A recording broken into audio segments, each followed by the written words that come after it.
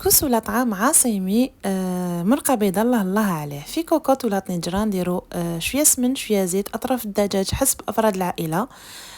نخلوهم يتقلاو ابخي نضيف عليهم البصل بصلة كبيرة مقطعة دي كوب وشوية لفت مرابي. هنا ضفت الملح فلفل الكحل من الأحسن فلفل بيض وعود قرفة ونخلوهم يتقلاو مليح مليح. نمرقهم بما سخون نضيف الحميصة والخضرة تاعي اللي هي لفت وكورجات ونخلوهم يطيبوا مليح.